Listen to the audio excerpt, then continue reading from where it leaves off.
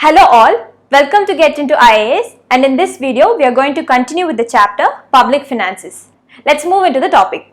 Now moving to the next topic, that is the FRBM Act, Fiscal Responsibility and Budget Management Act of 2003. Before knowing the full details of the act, we should know about our economic condition. Fine. So our economy is right now under the economic slowdown. What is called as economic slowdown? Under economic slowdown, you have a favorite term, that is stagflation.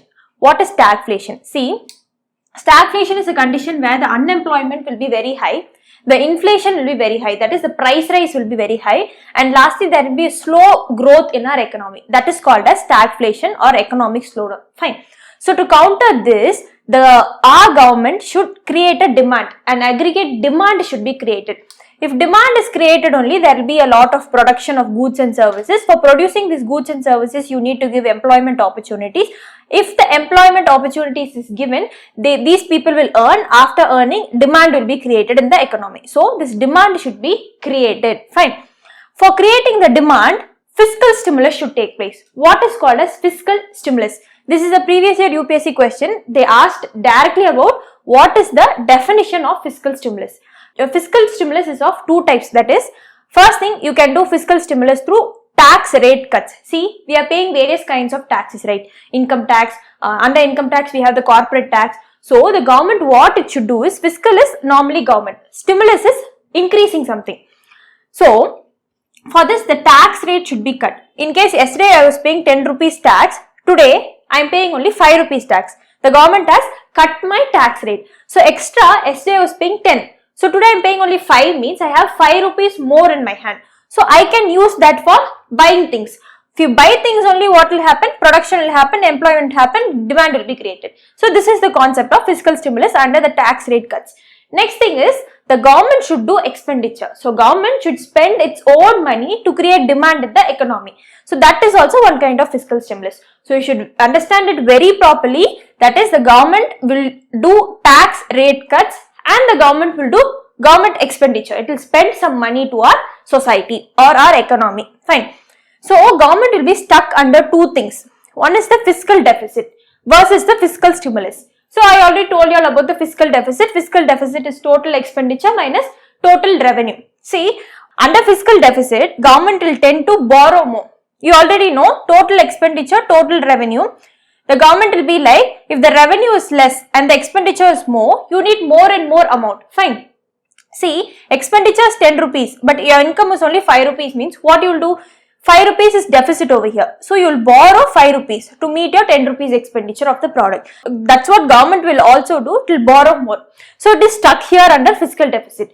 Next, to create the demand, aggregate demand in our economy, government should do what? Fiscal stimulus also. That is, it should do tax rate cuts. By doing tax rate cuts, government revenue will become low. See, total expenditure, total revenue. Government revenue, total revenue will become low under tax rate cuts. Government expenditure, that is the total expenditure will go up. So this is what is called as fiscal deficit. So these two are contrary things. The fiscal deficit and fiscal stimulus is contrary thing. The government should think and act under the fiscal deficit and fiscal stimulus. Fine. So why there is a confusion between the fiscal deficit and fiscal stimulus? See, normally when you plan your budget at home, right, you will plan according to the income. Today my salary is 10,000. So expenditure will be like, tomorrow I should spend within the 10,000 limit. But government budget planning is not that way. It is kind of opposite. See, government first will plan its expenditure. How much should I spend on the economy? After expenditure only, from that expenditure, income will get generated. So that is what is the government planning. Fine. So normally it is opposite to our normal planning is the government planning.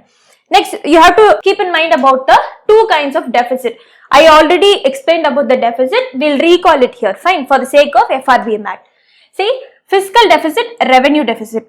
Two kinds of deficit. I told you all, total expenditure minus total revenue. Government's total expenditure, how much it is spending and how much it is receiving. So if the expenditure is more and the revenue is less, it will lead to what? Fiscal deficit. So fiscal deficit will tend to borrow, will make the government borrow. See, my expenditure is 10 rupees, my revenue is only 5 rupees. 5 more rupees is lacking here. So for that I will borrow, market borrowings, okay. So this borrowing can be for the creation of assets or consumption expenditure. Creation of assets in the sense, I told you, if I'm building a house today, I'll earn income from this house by giving it to rent. So this is my asset creation. So this borrowing can be done for asset creation also under fiscal deficit. It can be done for consumption expenditure. For example, giving salary to the government employees is a consumption expenditure. You will not get any returns from this. But by creating an asset, you will get returns from the asset. So this government borrowings is spent on two kind of things. That is creation of assets and for consumption expenditure also. So you have to note this down. So under the revenue deficit, see, so revenue deficit is revenue expenditure minus revenue receipts. So this revenue receipts, I told you all, it is a recurring thing. Recurring means continuously you should keep doing. See, for maintenance of roads or railways, government should spend on a daily basis, correct? And for giving salaries for the central government employees, it should spend monthly. So that is called as what? Consumption expenditure, I told you. So under revenue receipts, it is not for creating any assets. So you have to note the point clearly. Under revenue receipts, this is not spent on creating assets. Rather, it is spent on consumption expenditure. So when you note the point down, this revenue deficit contributes 70% to the fiscal deficit. See, this revenue deficit is inside the fiscal deficit only. So it is contributing 70% to what? Fiscal deficit. In the sense, I told you all, revenue deficit is not for creating capital assets. It is only for the consumption expenditure. See, 70% is spent on what? The daily expenditure, consumption expenditure. It is not giving any returns to the government. So this revenue deficit is a serious effect on inflation. More and more government is spending. If more amount of money is there in an economy, it will lead to price rise. So this revenue deficit is a serious threat to the whole deficit on the whole. Fine. Now coming to the FRBM Act. So based on these deficits only, the FRBM Act was formulated on 2003. So the first thing, to bring in fiscal discipline in our economy, the FRBM Act 2003 was legislated. Next, what is the objective of FRBM Act? First one is the reduce fiscal deficit to 3% by 2008-2009. So from 2004, FRBM Act was implemented. What is the first objective is, see, you should reduce the fiscal deficit. Over here you have fiscal deficit, right? You should reduce the fiscal deficit to 3% within 2008-2009. And annually you should reduce some amount, right? So annual reduction will be 0.3% of a GDP. So much, if 7.5 is a GDP, on this 0.3% you should reduce from the GDP. That is, you should reduce fiscal deficit. Next, coming to the revenue deficit. Revenue deficit should be eliminated within 2008-2009. For eliminating revenue deficit, this serious threat to the economy, 0.5% you should reduce yearly wise. See, fiscal deficit, you should reduce 0.3%. Fine. Revenue deficit, you should reduce 0.5% per year. Fiscal deficit, you should bring to 3%. And in our economy, you should eliminate what? Revenue deficit. So this was the first objective of FRBM Act. Now there is a flexibility. See, every time the government can't be like, without borrowing, or I should be inside the prescribed limit of so much, 0.3% per year, 0.5% per year. It can't be like that, right? So we had certain flexibilities. So what are the flexibilities? So in case of any national security, the government has to spend more. Unforeseen expenditure. And in case if we have any calamity, the government has to spend more. So for this, if it has to spend more, it has to borrow more. So for this only the flexibility was introduced. Next, amendments under the FRBM Act. First is the 2015, the targets extended to March 2018. So on 2015, the targets, that is the fiscal deficit target and the revenue deficit target, was extended to March 2018. And what happened after March 2018 was the revenue deficit target was eliminated. See, the purpose of bringing in revenue deficit was, it was a serious threat on the inflation. Fine. But what happened was, this revenue deficit target itself was taken away. They don't need to meet the revenue deficit target. The government don't need to meet the revenue deficit target. Next, coming to the fiscal deficit. The fiscal deficit target was again extended from March 2018 to March 2021. Okay, this was the target. This is the current target now, and they may do amendments also in the future date. Next, coming to the NK Singh committee, very important committee. We have a mains question on FRBM Act and we have a prelims question on the NK Singh committee recommendations. So committee recommendations are also very, very important for prelims. Okay. So what is the NK Singh committee? So NK Singh committee was set up to review the FRBM Act. So what are the flaws in the FRBM Act, how to correct the revenue deficit, how to correct the fiscal deficit. For this only the encasing committee was set up. Fine. Under the encasing committee, it prescribed counter-cyclical fiscal deficit targeting. What is counter-cyclical fiscal deficit targeting? So normally there is a cycle in our economy. So there will be a boom at the first stage. After boom, there will be slowdown. I told you all slowdown means it will be accompanied with stagflation, that is very high unemployment, and inflation rate will be high. There will be slow growth rate. Fine. So this is what? Slowdown. So to tackle this only, the government scheme should be opposite to this cycle. See, if there is slowdown, government scheme should be opposite to the cycle. For example, I told you government should do fiscal stimulus over here to create demand. If you create demand only, the slowdown can be what? Arrested. So that is called as counter-cyclical measures in economy. But normally our government, right, our Indian government is pro-cyclical to this cycle. That is, if it is slowdown, the government won't spend. Government will get afraid and it will also stay idle. It won't do this thing called as the fiscal stimulus. Fine. So normally the government should spend more during slowdown.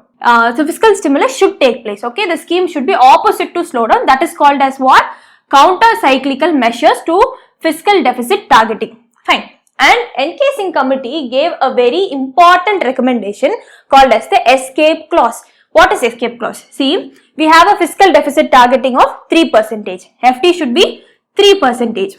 So under the conditions like natural calamity, war and national security, you can't maintain the fiscal deficit targeting to 3%. Fine. So under the escape clause, you can go 0.5% above the prescribed target. That is 3% means 3.5%. You can borrow more, 0.5% more. Fine.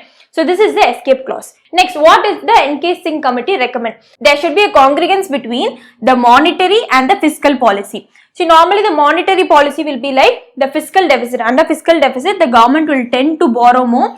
If you borrow more, the government will spend more. While spending, there will be an inflation, general rise in the price level. Okay.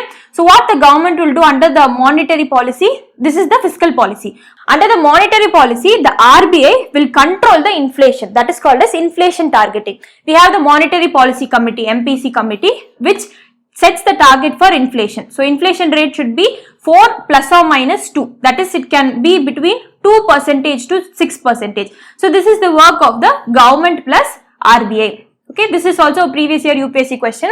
This MPC Monetary Policy Committee consists of 6 members. Okay, 3 from the government and 3 from the RBI, and the RBI governor is also one person inside the 3 members from RBI. So this government and this RBI, that is the fiscal and the monetary policy, you have to combine it and tackle the fiscal deficit and the revenue deficit. So you have to note down, more than fiscal deficit, the revenue deficit is very serious threat to our economy. So instead of taking away the revenue deficit from the FRBM Act, that is under the amendment, there are various criticism, that is to bring back the revenue deficit target inside the FRBM Act. Okay. So this is all about the FRBM Act of 2003, very important for both prelims as well as for mains.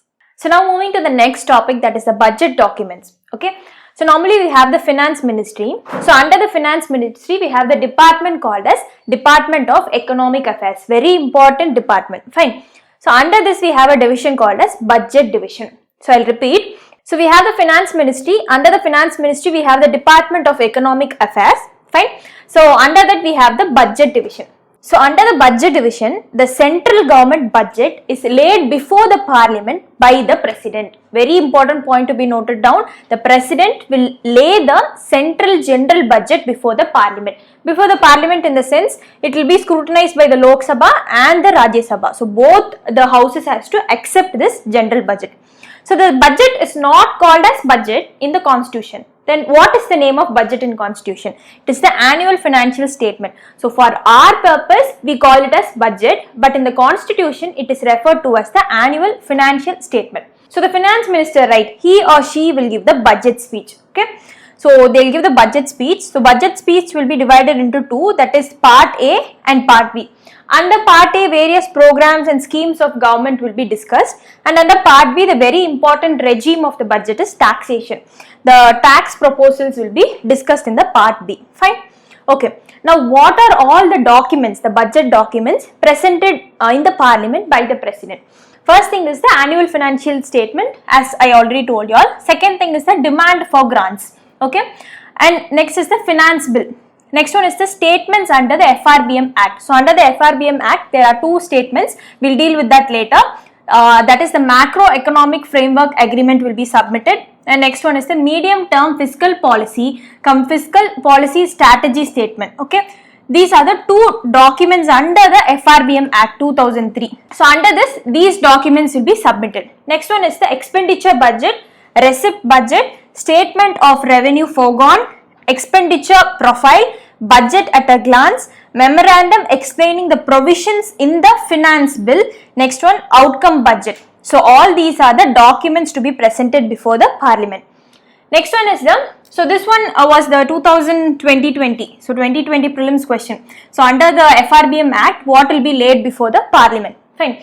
So the annual financial statement, the demand for grants and the finance bill are submitted as per the mandate of the constitution. So under the constitution, we have to lay down the annual financial statement, the demand for grants and the financial bill in the parliament. So under the FRBM Act, we have the two agreements, right, or the statements. There is a macroeconomic framework agreement and the medium term fiscal policy strategy statement. These two are under the provisions of the FRBM Act of 2003. Fine. Now let's deal with the first topic, that is what is demand for grants. So under the annual financial statement, the government has expenditure and the receipts, that is the revenue. See, today the government will spend 100 rupees. Okay. So for this spending, I already told you, government will spend first and from the spending, it will calculate the revenue. Right. So government will spend 100. After spending 100, it will calculate the receipts, that is the revenue. So government will spend 100, tomorrow it will receive only 90. Fine. So this will be calculated under the annual financial statement. Next, under the demand for grants, we have the charged expenditure and the voted expenditure. So I'll let you know about the charged expenditure and the voted expenditure. So voted expenditure is the expenditure to be voted. For example, if I am laying some document before the parliament, I have to vote. People inside the parliament, that is a Lok Sabha and Rajya Sabha, has to vote for certain things and get permission from the parliament. But under the charged expenditure, you don't need to vote anything. So you don't need to vote. So charge on Consolidated Fund of India without voting.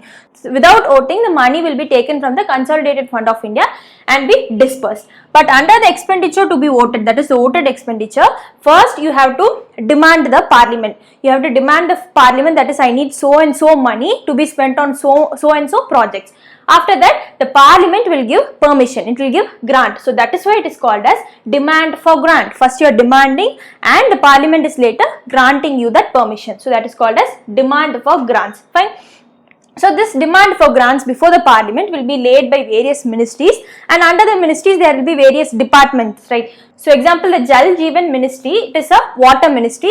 Under these you will have various kinds of departments. So those departments will demand the parliament for the grants. So that will be called as demand for grants. Fine. So under the demand for grants, we have the charged expenditure, right? The charged expenditure, voting is prohibited. So you can't vote. For example, the salary of the president, salary of the vice president, all these are charged expenditure. That is, you can't vote for all this. Fine. But the discussion is allowed. You can discuss the charged expenditure. For example, in the demand for grants, the charged expenditure as well as the voted expenditure, both will be submitted. But only under the voted expenditure, it will be voted and discussed. But under the charged expenditure, only discussion is allowed, voting is not allowed. Fine. So the various ministries will submit before the parliament demand for grants, right? So under the demand for grants, both the thing also will be submitted. That is, the charged expenditure and the voted expenditure will be submitted. Fine. Okay. Now moving to the finance bill, the next topic. Okay. So what is a finance bill? So imposition, abolition, remission, alteration. So on the tax regime, if you impose a new tax, you abolish a tax, you remit a tax, you alter some tax slabs. So all these comes under the finance bill. So this finance bill is defined under Article 110(1) Clause A. This is otherwise even called as money bill. Fine. So the money bill is defined under Article what? 110(1) Clause A. So the income tax, the corporate income tax, the custom duties are fixed by this bill. See, this year the people who receive an income of 1 lakh has to pay so and so income tax. The people who receive less than 1 lakh need not pay income tax. So who defines this? It is defined under the finance bill. Okay, the finance bill only defines who and all should come under this taxation regime, who and all don't need to pay taxes. So all that is defined under what? The finance bill, otherwise called as money bill, under article 110 1 clause A. Fine. Next one is the FRBM Act. So FRBM Act, we've already dealt with that. Under that we have two specific agreements or statements. The first one is the macroeconomic framework statement. Second one is the medium term fiscal policy strategy statement. This was asked in which prelims? 2020 prelims. Fine.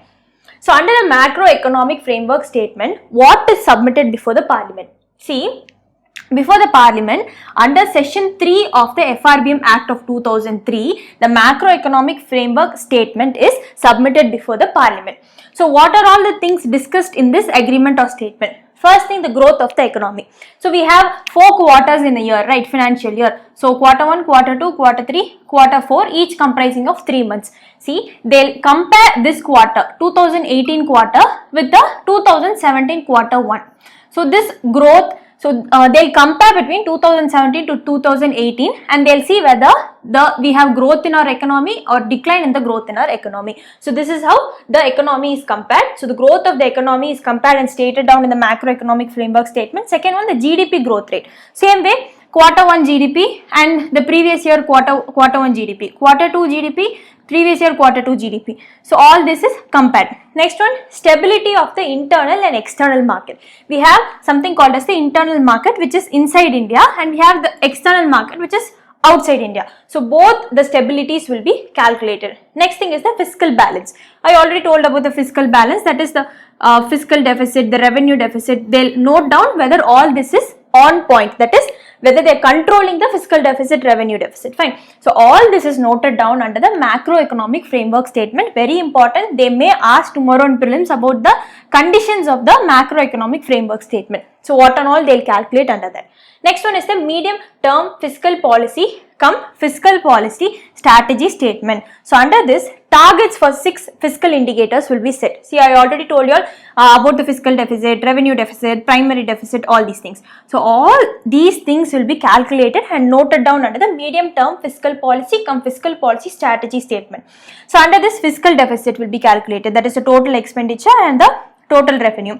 Revenue deficit will be calculated because this is very serious threat to our economy. 70% contribution to the fiscal deficit is the revenue deficit. This is the revenue expenditure and the revenue receipts. Next one is the primary deficit.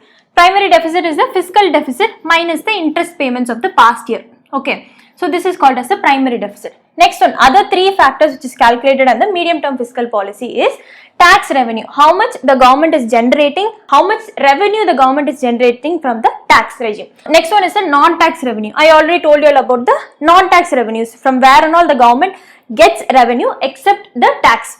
So all this is calculated and noted down. Next one is the central government debt. So we have the internal debt as well as the external debt. So the government will borrow within India using the bonds and dated securities, treasury bills, ways and means advances with that. And we already saw about the external debt. External debt is borrowing from some other foreign nation, bilateral country, and borrowing from the multilateral institutions like World Bank, IMF, etc., ADB, all this. So this is called as the sovereign debt. So the sovereign debt of India, I already told you, that is the external debt, is lesser when compared to the private enterprises. Okay. Next one is so under this medium term fiscal policy strategy statement, we have 6 fiscal indicators which will be calculated, that is the fiscal deficit, the revenue deficit, the primary deficit, tax revenue, non-tax revenue, and the central government debt. So all these are calculated under what? Under this head subheading.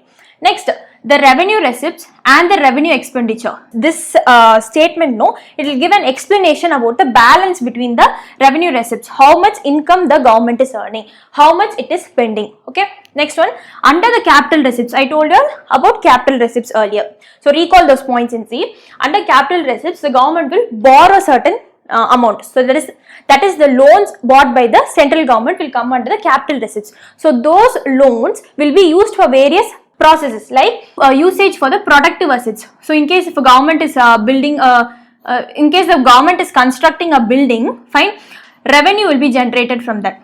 So the borrowing is used for creating an asset. This is fine. right? So that is calculated under the what? This subheading.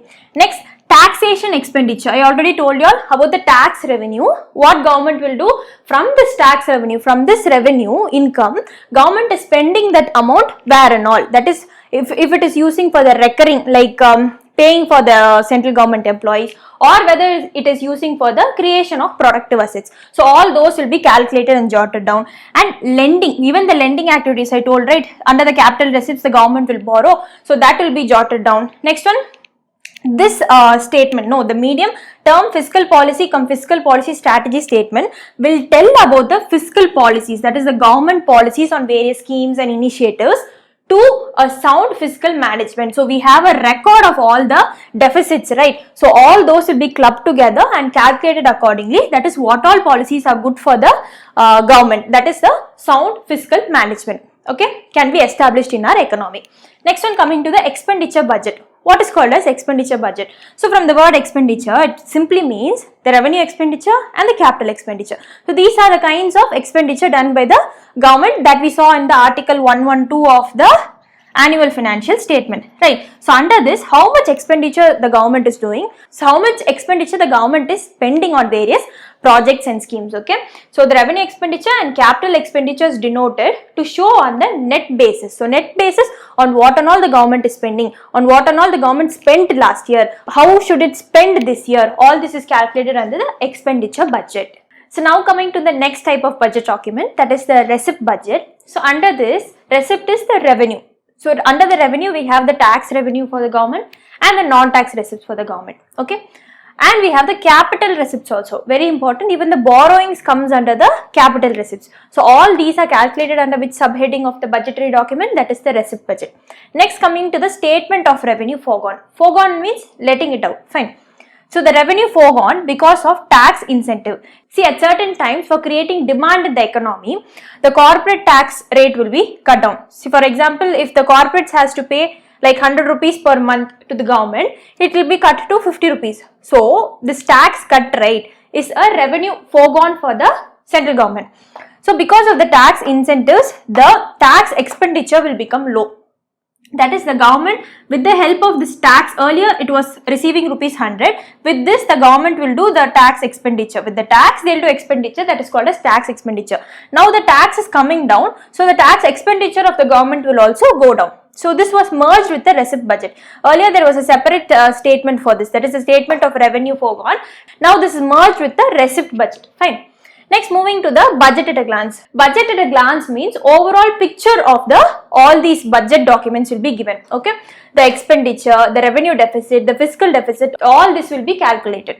Next, memorandum explaining the provisions in the finance bill. So under the finance bill, very important thing is the taxation proposal, because under the money bill, that is article 110, the various taxation, that is the abolition, remission, alteration will be explained. So this taxation itself is an important topic under the budget. Hence the memorandum explaining the provisions in the finance bill for which tax will be spent where, from where each tax will be coming. All this will be explained here. Next one is the outcome budget. Outcome budget means we know certain inputs will be there. After putting certain inputs, you will get the outcome. For example, for growing a crop, you put various inputs, right? For example, seeds, fertilizers, pesticides, all these are inputs. If you put all these properly, the output, that is the growth of the plant, will be very nice. So you can sell at a faster rate. Fine.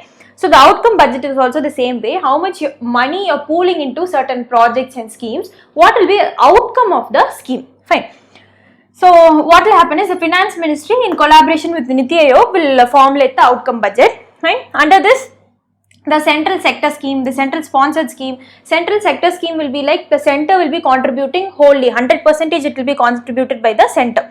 Central sponsored scheme means the center will be sponsoring around 50%, a state will sponsor 50, else the center will be 60, state 40, center will be 90, state 10. So this is the combination for the central sponsored scheme. So all these targets will be noted down under the outcome budget. Fine. Next, coming to the countervailing duty. Related terms in this chapter is countervailing duty. See, countervailing duty means encourage exports.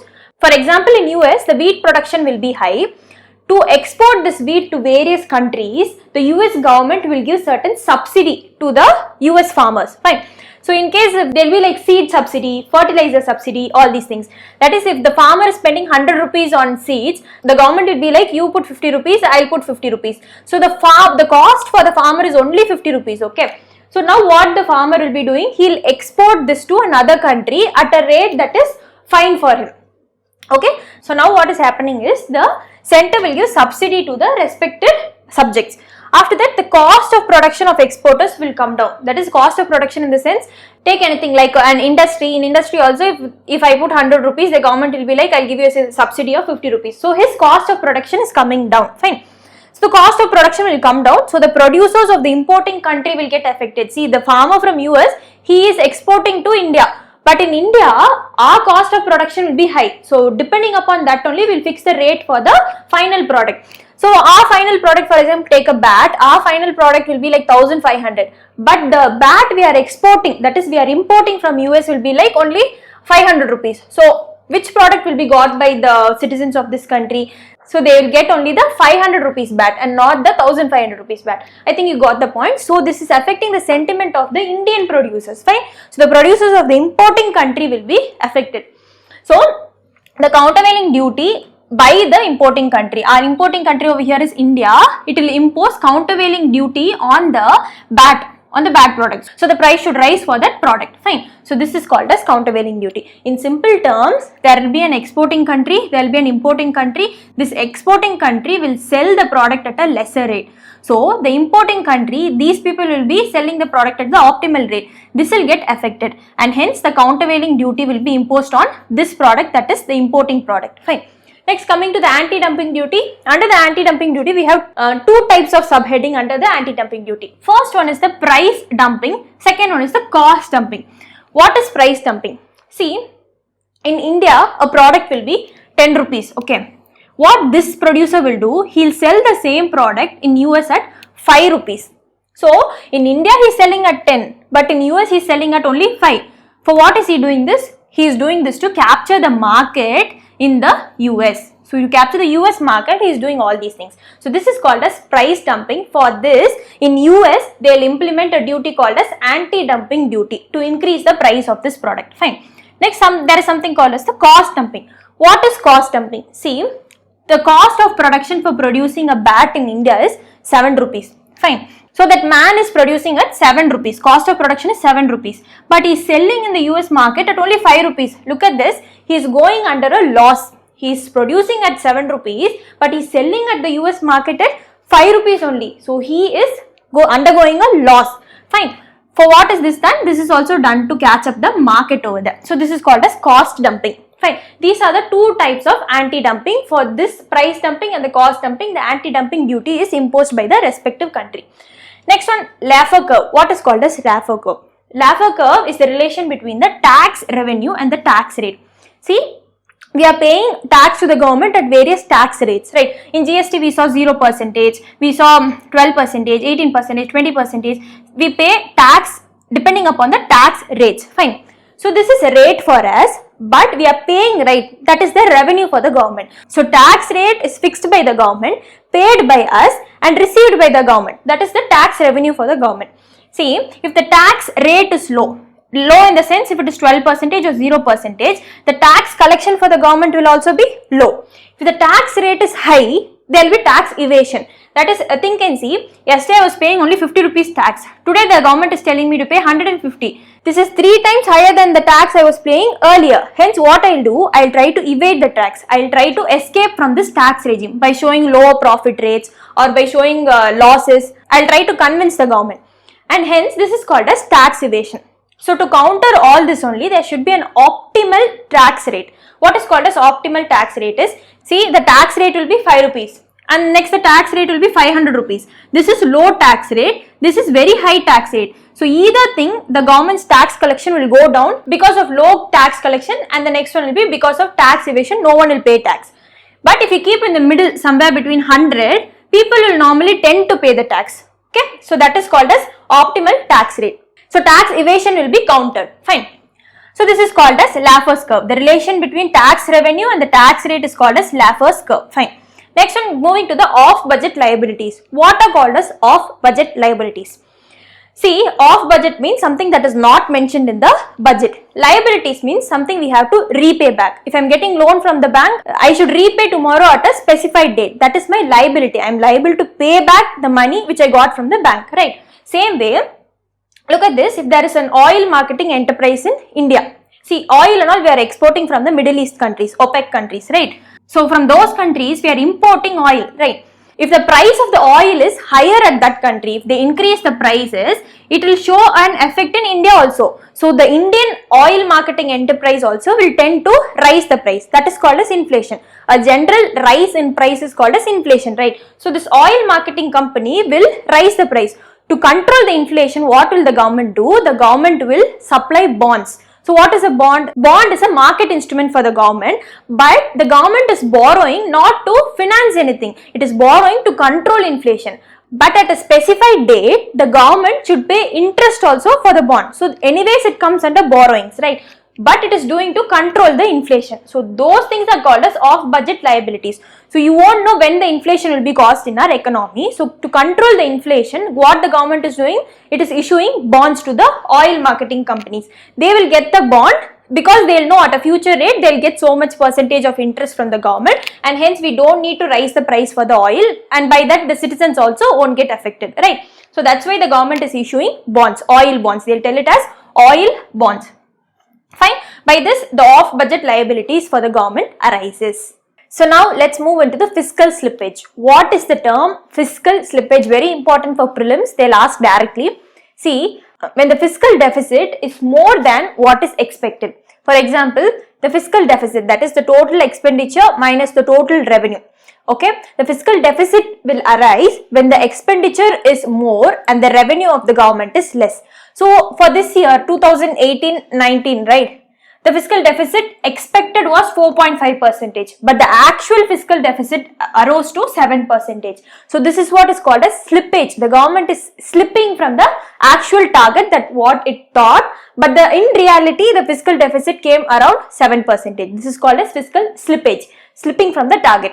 Next, what is fiscal consolidation? From the term consolidation, it means clubbing something up together. Fine. So it is a long-term strategy to eliminate deficit. We already saw about the various deficit, that is a fiscal deficit, revenue deficit, primary deficit. So to reduce all these deficits and to bring in a long-term strategy in our economy, fiscal consolidation is used. So what are they doing here? By increasing the revenue and by decreasing the expenditure. I told two things. The government will do expenditure and it will get revenue back. So first it will plan the expenditure and after that it will plan the revenue. By this way, see, if government is spending more, if it is doing expenditure more and it is getting less revenue, this will lead to deficit, right? But what the government's long-term strategy should be like, it should get a lot of revenue and it should reduce the expenditure also. So this is called as fiscal consolidation. So basically it means it is increasing the revenue methods. So government should do all the methods to increase the revenue and lower the expenditure. Fine. Next, coming to the last part of our lesson, fiscal destination versus origin principle.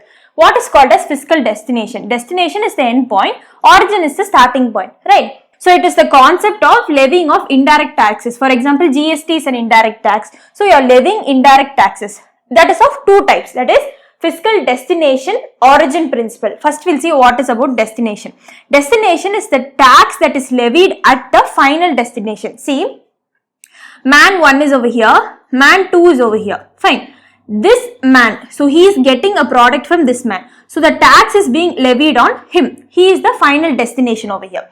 He is the origin. So when the tax is paid by the final destination, that is called as, so when the tax is paid by the man 2, that is called as final destination. For example, a sweet is produced in Maharashtra. So this is the origin place. Maharashtra is the origination. Next, it is sold at Nagaland. Fine. So this is the destination. So people over here are paying tax for the sweet produced in where? Maharashtra. So this is a different place, this is a different place, but it is sold where? In Nagaland. So people over here in Nagaland are paying the tax. This is called as destination tax. And next, coming to the origin principle. See, for example, the sweet produced here, the producer will pay for the sweet. That is called as origin principle. Over here, the producer is producing the sweet, he is paying the tax at the same time. That is called as origin principle. So GST is a destination based tax. Fine. Very important point. GST is a destination based tax. Next, the excise duty is a origin based tax. I already told you all about the excise duty. That is the producer who is manufacturing goods, right? He will pay tax to the government. That is called as excise duty. So we are done up with the lesson. End of the lesson, public finance. Thank you for watching, and please subscribe to Get Into IAS and follow our Telegram channel in the description box given below. Thank you.